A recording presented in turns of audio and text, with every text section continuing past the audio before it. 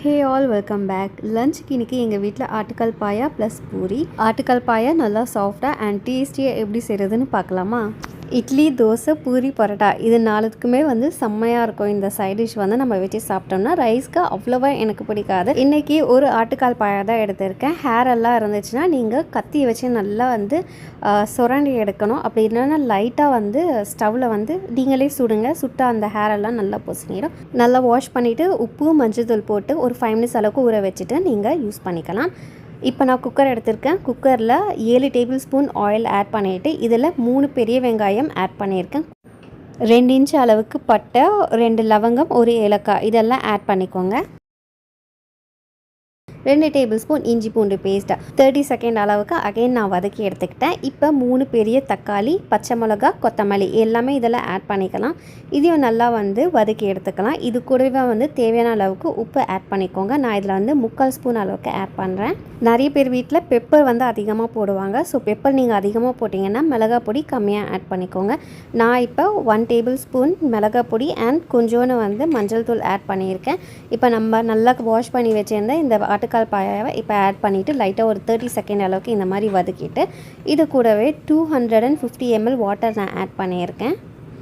Taste எல்லாம் பார்த்துக்கோங்க, உப்பு காரம் எல்லாம் கரெக்டாக இருக்கா அப்படின்ட்டு. இன்கேஸ் நீங்கள் பெப்பர் ஆட் பண்ணுறதா இருந்தால் மிளகாய் பொடி கம்மியாக போட்டுக்கோங்க.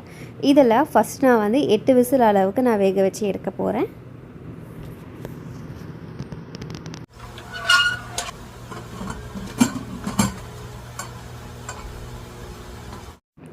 இப்போ கிரைண்டிங் பார்ட், இதுக்கு 3/4 ஸ்பூன் சோம்பு எடுத்துருக்கேன். இது மிக்சர் ஜாரில் ஆட் பண்ணிக்கலாம். ஒரு 3 பத்தை அளவுக்கு தேங்காய் பீஸாக கட் பண்ணி இது ரெண்டுத்தையுமே நல்லா மிக்ஸ் பண்ண போகிறோம். ஸ்டார்டிங் நார்மலாக அரைங்க, அதுக்கப்புறமா ஆஃப் பண்ணிவிட்டு வாட்டர் கொஞ்சம் கொஞ்சமாக ஊற்றி நல்ல ஒரு பேஸ்ட் கன்சிஸ்டன்சிக்கு எடுத்துகிட்டு வந்துடுங்க.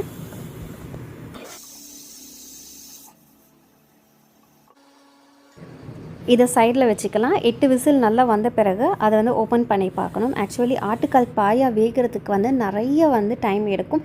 விசிலும் பார்த்தீங்கன்னா குக்கருக்கு ஏற்ற மாதிரி 15, 18 அந்த மாதிரி இன்க்ரீஸ் ஆகிட்டே இருக்கும். ஸோ உங்களுடைய ப்ரெஷர் குக்கர் எந்த அளவுக்கு ஒர்க் ஆகுதோ அதுக்கேற்ற மாதிரி நீங்கள் வச்சுக்கோங்க. நான் ஃபஸ்ட்டு 8 விசில் எடுத்துகிட்டு இப்போ ஓப்பன் பண்ணி பார்க்குறேன்.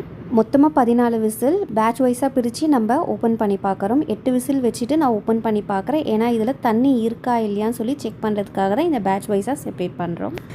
தேங்காய் வீட்டில் டயட்லாம் இருந்தீங்கன்னா ஃபைனலாக ஆட் பண்ணிக்கோங்க.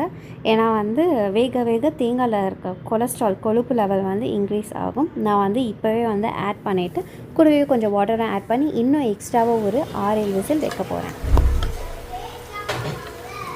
கிரேவி ஹீட்டாக இருக்கிறதுனால நீங்கள் நார்மலாக க்ளோஸ் பண்ண போது இருக்கிற ப்ரெஷர்னால் அந்த குக்கரோட மூடி லைட்டாக தூக்கி போடும். ஸோ நீங்கள் ஒரு கிளாத் வச்சு அழுத்திட்டு நீங்கள் க்ளோஸ் பண்ணுங்கள். இல்லைனா விசிலை எடுத்துகிட்டு அதுக்கப்புறமா க்ளோஸ் பண்ணிவிட்டு விசிலை நீங்கள் ஆட் பண்ணிக்கலாம். ஸோ பூரிக்கு நான் லைட்டாக ரோல் பண்ணி ஒரு பிளேட்டில் ஃபுல்லாக அரேஞ்ச் பண்ணி வைக்க போகிறேன்.